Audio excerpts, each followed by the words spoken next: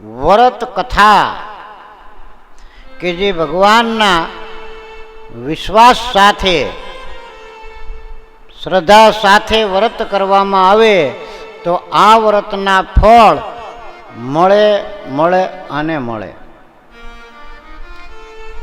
નારદ મુનિ એકવાર વિષ્ણુ લોકની અંદર ગયા અને વિષ્ણુ ભગવાનને કહેવા લાગ્યા કે હે પરમાત્મા, આ મૃત્યુ લોકની અંદર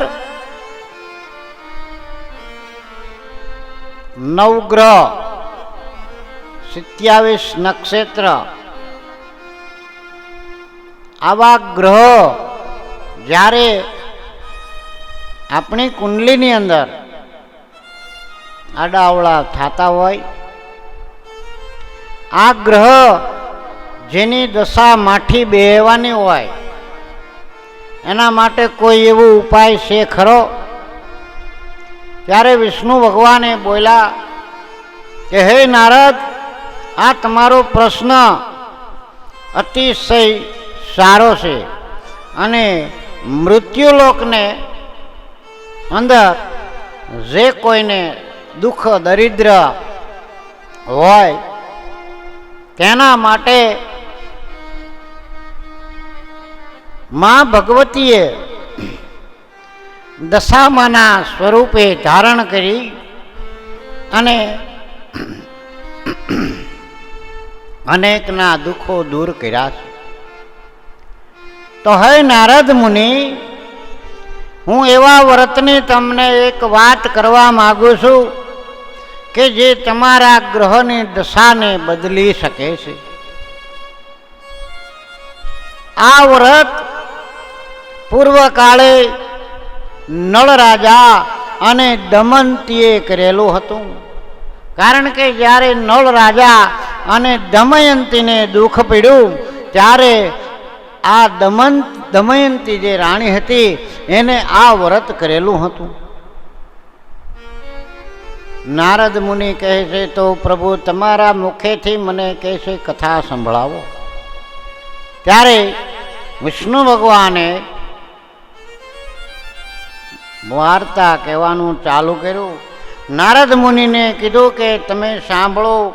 હે મુનિરાજ, મૃત્યુલોકની અંદર સુવર્ણપુર નામે એક નગર હતું.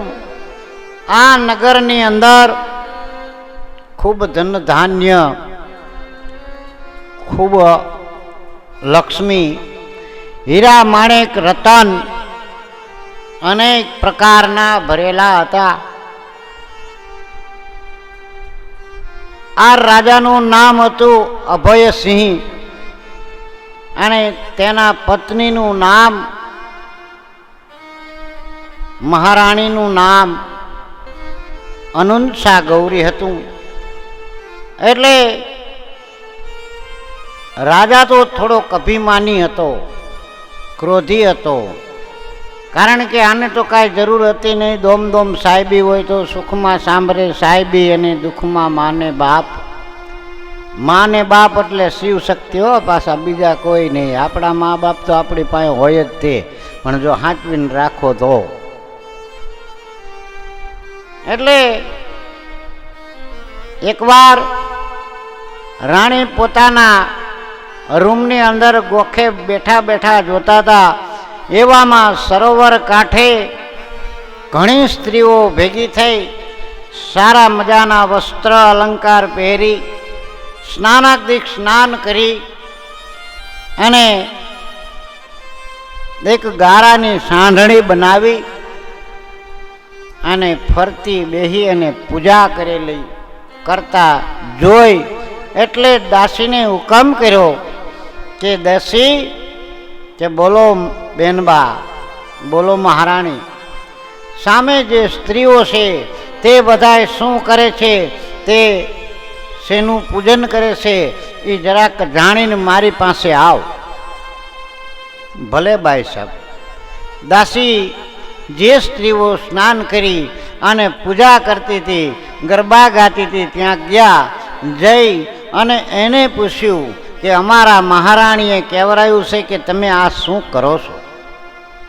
ત્યારે બધા સ્ત્રીમાંથી એક સ્ત્રી આગળ આવી અને કહેવા લાગી કે અમે દશામાના વ્રત કરીએ છીએ.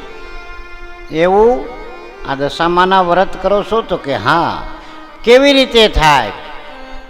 અષાઢ મહિનાની અમાસ આવે, દિવાસાનો દિવસ આવે. આ પેલી સ્ત્રી દાસીને કહેવા લાગી, સમજાવવા લાગી. તે દિવસે સવારના પહોરમાં સૂર્યાદિત ઉગ્યા પહેલા સ્નાન કરી, સરસ મજાના સ્વચ્છ કપડાં પહેરી અને એક ગારાની સાંઢળી બનાવી એની માથે દશામાં બેઠા છે એવો ભાવ રાખવાનો. પણ ભાવ વગરની ભક્તિ થતી નથી. કારણ કે વિશ્વાસ વસ્તુ મોટી છે. આવા ભાવથી સાંઢળીનું પૂજન કરવાનું. 10 દિવસ પૂજન કર્યા પછી આ સાંઢળીને યોગ્ય સ્થળે કોઈ પણ જળ અથવા તો કોઈ પણ સારું મજાનું ધાર્મિક સ્થળ ત્યાં આ સાંઢળીને પધરાવી દેવાની. 5 વર્ષ આવા 10 દિવસ અમાસથી લઈ અને શ્રાવણ સુદ નવમ લગી એકટાણા કરવાના અથવા તો ઉપવાસ કરવાનો. અને ત્યારબાદ 5 વર્ષ પૂરા થાય ત્યારે આ વ્રતનું અમે ઉજવણું કરીએ છીએ. ઉજવણાની અંદર ગોયણી બનાવી, નાની નાની દીકરીઓ હોય અથવા તો મોટી બહેનો હોય એને ગોયણી કરી અને એને જમાડી અને દાન દક્ષિણા આપી, સાધુ બ્રાહ્મણને જમાડી એને પણ દાન દક્ષિણા આપી યથાશક્તિ પ્રમાણે ચાંદીની અથવા તો અષ્ટધાતુની સાંઢળી બનાવી વસ્ત્રદાન કરી અને સુદસ્થ બ્રાહ્મણને દાન કરવું, સાધુને દાન કરવું, કુંવારી છોકરીઓને દાન કરવું. આ વ્રતના ઉજવણું આવી રીતે કરવાનું. ભલે બેન દાસી રાણી પાસે આવી અને રાણીને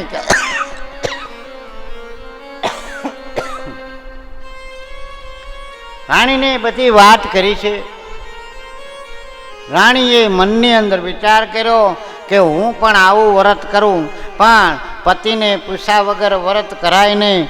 એટલે પોતાના પતિ જે અભયસિંહ હતા એને કીધું કે મારે દશામાના વ્રત કરવા છે, તો હું પૂજન વિધિ કરવા માટે 10 દિવસ સુધી આવી રીતે સ્નાન કરી અને નદીએ જવા માગું છું. રાજા તો ક્રોધમાં થઈ ગયા, અભિમાન આવી ગયું. રાજાએ કીધું કે પણ તમારે કઈ વાતનું દુઃખ છે? આપણા ઘીરે હામ દામ ઠામ રાજા રજવાડું, હીરા માણેક મોતી અનાજ, કોઈ પણ વસ્તુની ખામી નથી, માટે આ વ્રત તમારે કરવાનું થતું નથી, વ્રત નથી કરવું. રાણી કે પણ મારું મન એમ કહેશે કે મને જો તમે આ વ્રત કરવા દો તો સારું. પણ રાજા તો ક્રોધમાં આવી અભિમાન કરી અને દશામાનું વ્રત કરવાનું જ નથી આવો નિર્ણય લઈ લીધો. એટલે રાણીને મનની અંદર દુઃખ થયું છે. એવું રાણીના મનની અંદર દુઃખ થયું એટલે દશામાં ક્રોધાયમાન થયા છે. દશામાને પણ થોડો ક્રોધ, જોકે માડી કોઈ દી ક્રોધ કરે નહીં, પણ સમજાવવા માટે થઈ અને આ દુનિયાને મૃત્યુ લોકની અંદર કહે છે ચમત્કાર વગર નમસ્કાર નહીં, સમજાવવા માટે થઈ અને રાણી તો બિચારા સૂઈ ગયા છે. રાજા સૂતો છે. રાત્રે 12 વાગ્યે સપનું આવ્યું કે હે રાજન, હું પડું છું, હું આવું છું. રાજા તો બીજું કઈ બોલ્યા નહીં. એને એમ થયું કંઈક સપનું આવ્યું, આભાસ થયો. સવારના પહોરમાં 6 વાગ્યા બાજુના દેશનો જે રાજા હતો લાવ લશ્કર લઈ અને આ ગામના રાજા ઉપર ચડાઈ કરી. ઓચિંતો હુમલો થવાથી આ રાજાને તૈયાર થવાનો કાંઈ સમય રહ્યો નહીં અને ભાગવા સિવાય કંઈ મેળ આવ્યો નહીં. પોતાના 2 બાળકો, પોતાની રાણી અને પોતે આ રજવાડું મૂકી આને જંગલની વાટ પકડી છે, ભાગવા લાગ્યા છે. સિપાહીઓ પાછળ દોડ્યા છે, રાજા તો આગળ અને સિપાહીઓ પાછળ. જ્યાં એની હદ આવી એટલે સિપાહીઓ પાછા વળી ગયા. રાજા ને જે અભિમાન હતું, લાવ લશ્કર, ઘોડી, બંગલા, હાથી, ઘોડા, આ બધું ત્યાંનું ત્યાં પડી રહ્યું. પણ ક્યારે? જ્યારે આપણી દશા માઠી બેઠી હોય ત્યારે. ઘડીકમાં શું થાય એની ખબર હોતી નથી. રાજા વિચારમાં પડી ગયો કે હમણાં તો મારા સેવકો, નોકરો, ચાકરો હતા, બધું હતું, પણ હવે આ કાંઈ રહ્યું નથી. પણ હવે કંઈ થાય તો નહીં. એટલે આગળ આગળ હાયલા જાય છે. પગમાં ચંપલ નથી, કાંટા વાગે છે, કાંકરા વાગે છે. નાના કુંવરો હેરાન થાય છે, મહારાણી પણ હેરાન થાય છે. પણ તરસ તો લાગે ને. જેવી તરસ લાગી એટલે બાજુમાં એક વાવ હતી, પાણી પીવાને માટે બંને કુંવરને ત્યાં રાખી અને જેવું પાણી સિંચવાનું કર્યું, દશામાં અદૃશ્ય દિશાની અંદર થઈ, અદૃશ્ય આવી અને પોતાના જે 2 કુંવર હતા એને વાવની અંદર ખેંચી લીધા. અંધારપટ થઈ ગયો, કાંઈ દેખાતું નથી. કુંવરો દેખાતા નથી. રાણી કલ્પાંત કરવા લાગ્યા છે. રાણી વિચારવા લાગ્યા છે, અરે રે મારા બંને કુંવરો ક્યાંય ગયા, મારા બંને કુંવરો ક્યાંય ગયા. આવો કલ્પાંત કરતા જોઈ રાજા મનની અંદર વિચાર કરે કે મારા ઉપર કાંઈક ખરાબ દશા બેઠી છે, પણ હવે જ્યાં સુધી છે ત્યાં સુધી ભોગવા વગર છૂટકો નથી. એટલે રાણીને સમજાવતા કીધું છે કે ભાઈ જેના હતા એને લઈ લીધા અને ભાગ્યની અંદર હશે તો પાછા આવશે, આપણે આગળ હાલો. રાજા અને રાણી ત્યાંથી આગળ ચાલવા લાગ્યા છે. વચ્ચે રસ્તામાં એના બહેનનું મકાન ગામ આવે છે, એના બેનનું ગામનું રજવાડું આવ્યું. એટલે રાજાએ વિચાર કર્યો કે હું મારા બેનને સમાચાર મોકલું અને મારા બેન છે ને એ મારા ઉપર કાંઈક કૃપા કરશે એટલે કંઈ વાંધો નહીં. મારા બેનના રજવાડાની અંદર હું 10-15 દી રોકાઈ જઈશ, 12 મહિના રોકાય, કંઈ વાંધો નહીં આવે. બેનને તો જેવા સમાચાર મળ્યા કે તમારા ભાઈ આવ્યા છે અને ભાઈ અને ભાભી પાદરે બેઠા છે. દશામાએ બેનની મતીને ફેરવવા કોશિશ કરી, પણ બેન છે એ બેન કહેવાય. સોનાની ગાગર લીધી, તેની અંદર સુખડી મૂકી, તેની અંદર એક સોનાનું સાંકળું મૂક્યું અને ગળો પેક કરી અને જે સમાચાર દેવા આવ્યો તો એને કીધું કે આ મારા ભાઈને આપી દેજો, એટલે મારા ભાઈ સમજી જશે. ઘડો લઈ જેવો રાજાને આપે છે, જોશે સોનાનો ઘડો એમાંથી માટીનું માટલું થઈ ગયું. સુખડી હતી એના ઢેફા થઈ ગયા અને સોનાનું જે સાંકળું હતું એમાંથી સાપ બની ગયો. આવી માળીએ પોતાની માયા રચી. રાજા સમજી ગયો કે હવે બેનના ગામમાં જવા જેવું છે નહીં, કારણ કે મારી સગી બેન છે એ મને મારવાની કોશિશ ન કરે. પણ એટલે તરત જ એ માટલું ત્યાં દાટી રાજા અને રાણી બંને આગળ વધ્યા છે. તડકો ફૂલ થઈ ગયો છે, આંખમાંથી આંસુ ચાલ્યા જાય છે, પગમાં કાંટા કાંકરા લાગતા જાય છે. આવી દુઃખદાયક જિંદગી. રાજા વિચારમાં પડે છે કે અભિમાન કર્યું એમાં બધું થયું છે, પણ હવે શું થાય. આગળ આગળ હાલતા જાય છે. ભૂખ લાગી એટલે એક વાડીની અંદર જવા જાય, પણ જેવા રાજાના પગ પીડા આખી વાડી જે ફૂલથી ભરેલી હતી, ફૂલડા બધા કરમાઈ ગયા છે, ઝાડવા બધા કરમાઈ ગયા છે. વાડીનો માલિક સમજી ગયો કે આ કોઈક દુરાચારી આત્મા મારી વાડીની અંદર આવ્યો છે, એટલે આ વાડી સુકાઈ ગઈ. એટલે ત્યાંથી એને હાંકી કાઢે છે. આગળ જતા જતા એક ચીભડાનો વાડો આવ્યો છે. વાડાના માલિકને રાજાએ બે હાથ જોડે વિનંતી કરી કે હે રાજન, હે માલિક, હે પટેલ, મને બહુ ભૂખ લાગી છે, મારા ધર્મપત્નીને પણ ભૂખ લાગી છે, માટે કંઈક ખાવાનું હોય તો આપો. ત્યારે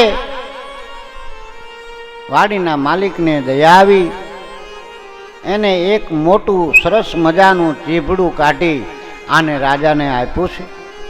રાજા તો આ ચીભડું લઈ વિચાર કરે કે હવે આગળ ક્યાંક ટીંબણ પાણી કરી છાંયો આવે ત્યાં બેહી અને થોડુંક પાણી બાણી પી અને પછી આ ચીભડું કાપીને ખાઈશું.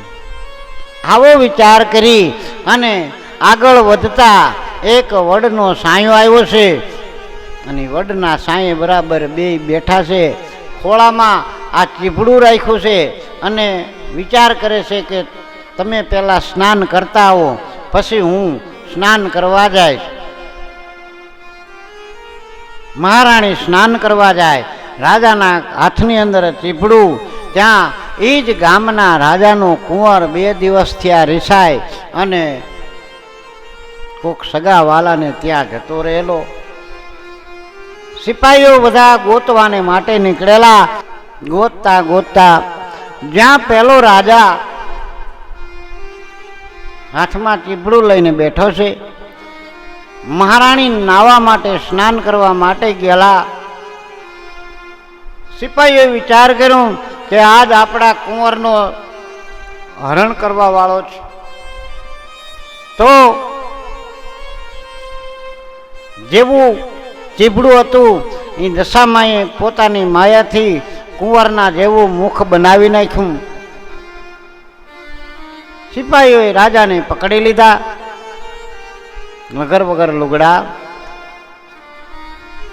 આવા વ્યક્તિને પકડી બાંધી મારતા પેલા ગામના પોતાના રાજા પાસે લઈ ગયા અને કીધું કે આપણા કુંવર ને મારી નાખી અને મસ્તક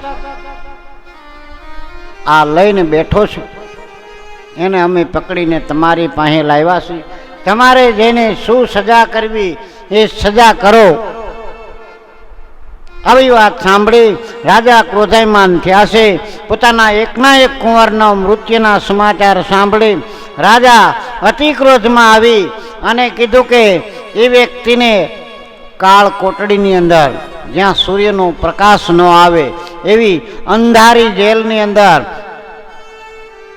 એને પૂરી દેવામાં આવે. સિપાહી પકડી રાજાને જેલની અંદર પૂરી દીધા છે. રાજા તો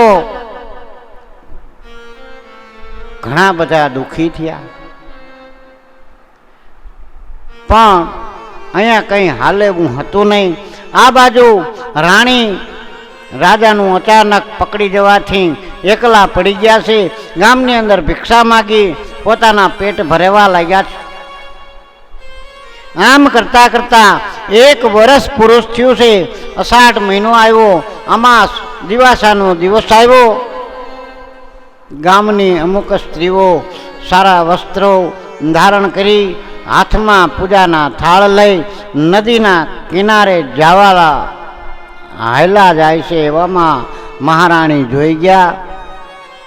મહારાણીએ 2 હાથ જોડે વિનંતી કરી, અરે બહેનો, તમે આ શું કરવા જાઓ છો? ત્યારે બહેનો બોલા કે અમે દશામાના વ્રત કરવા નદીએ સ્નાન કરી ત્યાં જઈ અને સાંઢળી કરશું અને 10 દોરા, એક દોરો લઈ એમાં 10 ગાંઠો વાળી અને દશામાના વ્રત કરશું.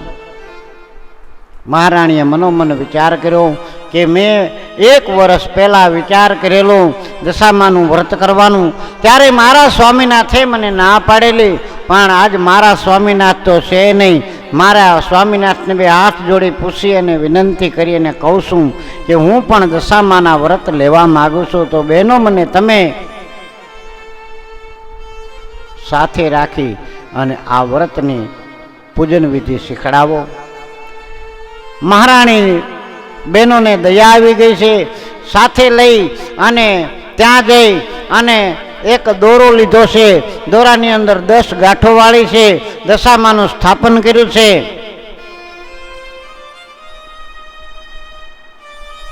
પૂરા વિશ્વાસની સાથે,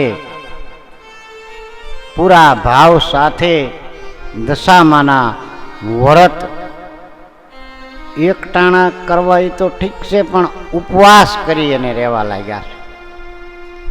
નકોરડા 10 દિવસના ઉપવાસ થયા. મા દશામાં પ્રસન્ન થયા છે. 10મા દિવસે દશામાં જે રાજાને જેલમાં પૂર્યો હતો એ ગામના રાજાની સપનાની અંદર જઈને કીધું છે કે હે રાજન, તે જે વ્યક્તિને તારી કાળ કોટડીમાં પૂરી રાખ્યો છે તે વ્યક્તિ નિર્દોષ છે. તે ફલાણા ગામનો રાજા છે.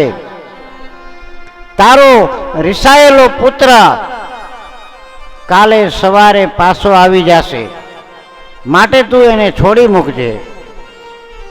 આ રાજાએ પણ ક્રોધ કરીને કહેવાયું કે ન છોડું તો તમે શું કરો? ત્યારે કીધું એ કદાચ તું ન છોડ તો હું તારા ઉપર પડીશ. જેવી ઈ દશા રાજાની થઈ હતી એવી દશા તારી થશે. તારા રાજનું ખેદાન મેદાન નીકળી જાય છે. ભલે માડી જેવો હુકમ. સવારના વહેલી સવારમાં ઉઠો છે. કુંવર જ્યાં જતા રહ્યા હતા ત્યાંથી ઈવડાઈ લોકો કુંવરને મૂકવા આવ્યા છે. રાજાના કુંવરને આવતો જોઈ રાજા ખુશખુશાલ થઈ ગયા છે અને સિપાહીને હુકમ કર્યો કે પેલા કાળકોટડીમાં પૂર્યો છે એ માણસને મારી પાસે લેતા આવો. રાજાને તો છોડી બાલ કપાવી નાખ્યા, દાઢી વધી ગઈ હતી કરાવી નાખી, સારા મજાના વસ્ત્ર પહેરાવી, આભૂષણો પહેરાવી, રાજાના કુંવર જેવો કરી અને સિપાહીઓ રાજાના લઈને આવે છે. રાજાએ બધી વાત કરી કે તમારા ઉપર કોઈ દેવીનો પ્રભાવ પડેલો છે, જેને તમે તમારા માતાના ક્રોધથી તેનું અપમાન કરેલું હોવાથી તેના આ તમારી દશા થઈ છે. માટે આજથી આ તમારી દેવીનું તમારા ઉપરથી ઋણ ઉતરી ગયું છે. તમારો માતાજીનો ક્રોધ શાંત થઈ ગયો છે. માટે તમને હું ધન દોલત આપી અને તમારા રજવાડાની અંદર જવા વિનંતી કરું છું. રાજાને તો અતિ બધું ધન મળી ગયું છે. હાથી ઘોડા લશ્કર મળી ગયા છે. રાણીને ગોતી અને રાણીને બધી વાત કરી. રાણીએ પણ વાત કરી કે મેં 9 દિવસ દશામાને આની સ્થાપના કરી અને આનું પૂજન કર્યું છે. આ ગામની બધી સ્ત્રીઓ મને થોડું થોડું જે કાંઈ આપતા હતા એનાથી હું આ માતાજીની પૂજા કરતી. મારી પાસે તો કાંઈ હતું નહીં, પણ પૂરા ભાવથી હું માતાજીના ગુણગાન ગાતી હતી. એના પ્રભાવથી આપણી દશા સુધરી છે. તો એનો માતાજીનો આભાર માનો. દશામાને સૌ પગે લાગ્યા છે. રાજન પણ પગે લાગ્યા છે અને મહારાણીને સારા વસ્ત્ર પહેરાવી મહારાણી જેવા કરી પોતાના જે રથ મળ્યો તો એ રથની અંદર લઈ અને પોતાના ગામ ભણી જવા નીકળ્યા. રસ્તામાં પોતાની બહેનનું ગામ આવ્યું એટલે વિચાર કર્યો કે મારી બહેને આવો સાપ ન મોકલે, ઢેફા ન મોકલે, પણ ખરેખર આ દશામાના પ્રતાપથી આવું થયું હશે કે કેમ તે જોવાને માટે જ્યાં પોતે ઓલી માટલી દાટી હતી એ માટલીને ખોદવામાં આવી તો સોનાનો ઘડો નીકળ્યો. અંદરથી સુકડી નીકળી અને સોનાનું સાંકળું નીકળ્યું. બેનને સમાચાર મોકલ્યા છે. બેન તો વાગતે ગાજતે સામૈયા લઈ અને બેન ભાભીના ને ભાઈના સામૈયા કરી સ્વાગત કરી ગામની અંદર લઈ જઈ પોતાના ઘરે પધરામણી કરાવી અને સરસ મજાની રસોઈ બનાવી ભાઈને ભાભીને જમાડ્યા છે. જમી પરવારી અને રાજાએ વિચાર કર્યો કે હે બેન, હવે અમે અમારા ગામ ભણી જાય છીએ, અમારા ઉપર જે દશામાનું ઓલું હતું તે મટી ગયું છે. આ બાજુ રસ્તામાં પેલી જે વાડી હતી, બાગ બગીચા હુકાઈ ગયા હતા, ત્યાં આવી અને રાજાએ અંદર પ્રવેશ કરી દશામાનું નામ લીધું છે. ફૂલની વાડી જેવી હતી નથી એવી થઈ ગઈ છે. અનેક ફૂલો તેની અંદર ખીલવા લાગ્યા છે. વાડીનો માલિક રાજી થઈ ગયો છે. વાડીનો માલિક રાજાને કહેવા લાગ્યો કે રાજાને 2 દિવસ આરામ કરો, પણ રાજા કે હવે અમારે અમારા ગામ ભણી જવાનું છે. ત્યાંથી આગળ નીકળ્યા છે. પેલી વાવ પાસે એક ડોશીમાં ઉભાલા, બંને આંગળીએ એક એક દીકરો, અને બંને દીકરા હતા એ રાજકુંવરના હતા. કુંવરો જોઈ ગયા, એમના બાપુને એમના બાને જોયા, રાજા રાજી થઈ ગયા છે. ડોશીમાં કહેવા લાગ્યા કે અરે રાજન, આ બંને તમારા કુંવર છે, જેને મારી માયાથી મેં અદૃશ્ય કરી નાખેલા હતા. આજ તમને હું પાછા હોંપું છું. રાજા અને રાણી ડોશીમાને વંદન કરે છે, ચરણ કમળની અંદર નમી ગયા છે. દશામાં પોતાનું રૂપ દેખાડી દર્શન આપે છે. રાજા અને રાણી કૃતજ્ઞ થઈ પોતાના ગામની અંદર આવે છે. ગામમાં ખબર પડે છે કે આપણા રાજા આવ્યા છે, એટલે ઢોલ નગારા ત્રાંબાળું લઈ અને જે રાજાને આનું રાજ પડાવી લીધું હતું એ રાજા પોતે પોતાના હાથે આવી અને તરવાર સાથે એનું રાજ સિંહાસન પાછું સોંપે છે કે હે રાજન, અમે ભૂલ થઈ ગઈ, તમારું રાજ અમે પડાવી લીધું. એ રાજ પાછું મળે છે. રાજા પોતાના આસનની અંદર બિરાજમાન થાય છે. ગામની અંદર જાહેરાત કરે છે કે દર શ્રાવણ મહિનાની અંદર અષાઢ મહિનાનો અમાસ આવે તે દિવસે દરેક ગામની સ્ત્રીઓએ દશામાના પૂજન કરવા. આવો ધાર્મિક રાજા બની ગયો છે. પોતાની પાસે ઘણી લક્ષ્મી હોવાથી, ઘણું ધન હોવાથી દશામાનું ગામની બહાર એક મંદિર બનાવ્યું છે, જ્યાં અનેક સ્ત્રીઓ દશામાના વ્રત કરે છે, દશામાના દર્શન કરી પાવન થાય છે. નાના નાના ભૂલકો ત્યાં દર્શન કરવા જાય છે. ગામના લોકો બધા દર્શન કરવા જાય છે. આવું દશામાનું વ્રત રાજા અને રાણીને જેમ ફળ્યું એવું વ્રત કરનારને ફળજો, વ્રત સાંભળનારને ફળજો, વાર્તા કહેનારને પણ ફળજો. પણ અતિશય વધારે જે ઉપવાસ કરે છે એને વધારે ફળજો.